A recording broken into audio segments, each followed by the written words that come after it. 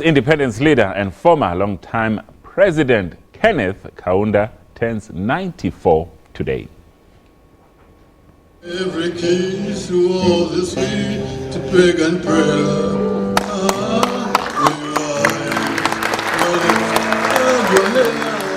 A formidable leader who spearheaded Zambia to independence from British rule in 1964. Zambia was a one-party state for much of that time. Our problems in Northern Asia were also problems in other countries. His track record includes his ability to negotiate complex tensions. He is a recipient of the prestigious Ubuntu Award. As a leader, he contributed in the fight against apartheid in South Africa. South Africa was one of the worst hit by racism. We conquered, thank God. He is still a friend of South Africa.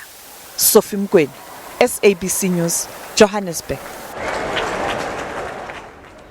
And joining us now in the studio is Dr. Charles Sinkala. He is the president of the World Native Identity Foundation and is also an international political expert. And of course, joining us now in the studio to talk about the former Zambian president, Kenneth Kaunda, who is 94 today. Incredible. At that age, he still seems to be quite healthy for his age, isn't he? Definitely. I mean, very strong. I met him 2 weeks ago. He's very strong and still as strong as ever. Yeah. Now, as a leading statesman from the African continent, Dr. KK was really central in the formative years of the Organization of African Unity before it turned into the AU as we know it today. But can you just walk us through his contribution towards those formative years? Yes, no, thank you very much, Aubrey, and good afternoon to your viewers.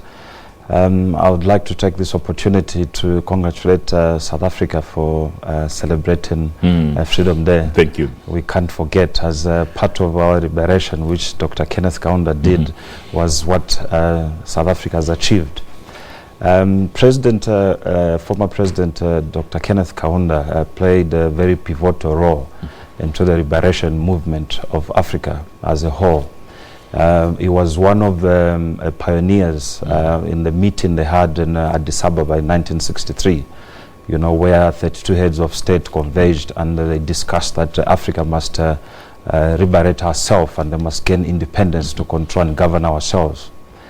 He also championed, he was actually elected in 1953 as a Secretary General of African National Congress in Zambia. You know, if you are aware of the history, the apartheid regime in South Africa banned the organization of political parties in South Africa, and ANC was developing from the outside of South Africa. So the ANC in Zambia, he was actually the pioneer. But after he left there, he formed the Zambia African National Congress, which eventually changed it to UNIP. UNIP, yeah. Yes, yes. The ruling, which became the governing party. Zambia. Yes, right. yes, that's correct.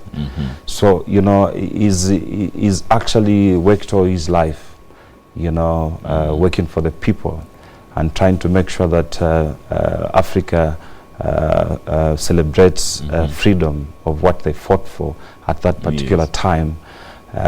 He actually also kept a lot of South Africans. You know, we are aware former President Jacob Zuma was in Zambia. The Minister of Small Businesses, Lindiwe Zulu, was also there, and many the MK veterans, whom I'm also a president of World Native Identity Foundation. So we're organizing something internationally which will be celebrating each and every country. And speaking of just that, let's go back to the years of the frontline states in Southern Africa and their fight against colonialism and apartheid at that stage. How central was Zambia in this process of the frontline states and championing the freedom of the continent? Yeah, Aubrey, if you check the demography of Zambia, it's a landlocked country.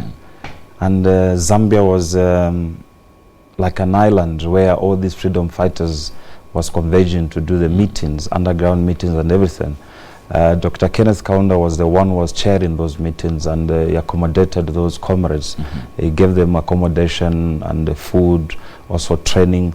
Among the other African frontline states, there was Robert Gabriel Mugabe, Kwame Nkrumah, Oliver Reginald Tambo from South Africa, and Hastings Kamuzu Banda, who were in the forefront, in the frontline states to gain independence,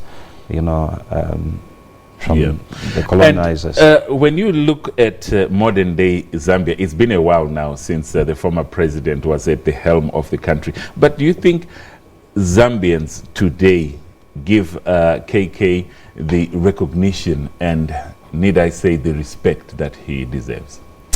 Unfortunately, people have misinterpreted the word politics. Politics is a study of governance, of government, and Dr. Kenneth Kaunda, when he left office in 1991, unfortunately, he even was jailed, ended up in jail he was imprisoned by the FDJ Chiluba, who was the president who came, so the recognition hasn't been so much, of what we expect a liberator to be. If you talk about here in South Africa, I'm aware now Mama Winnie Mandela now is being honored by the city of Johannesburg, after she has passed on. I think that mindset has to change. We need to honor these individuals or icons who helped to liberate Africa while they're still alive, and I think that will encourage other young and men and women, to. And very quickly, just before I let you go, Dr. Sinkala, what can Zambia and indeed the African continent, what do you think we can learn from the time of Kenneth Kaunda in office as the head of state in Zambia? Unity. Dr. Kenneth Kaunda ordered 73 languages in Zambia to speak one language, as Zambia, one nation. One nation. That was the popular slogan. That's a popular slogan, and I think without unity in Africa, we're not going to achieve anything. All right, thank you so much. We have to end it there. There was Dr. Charles Sinkala, the president of the World Native Identity Foundation, talking to us about KK, that's the former Zambian president, Kenneth Kaunda, who turns 94 today. Now,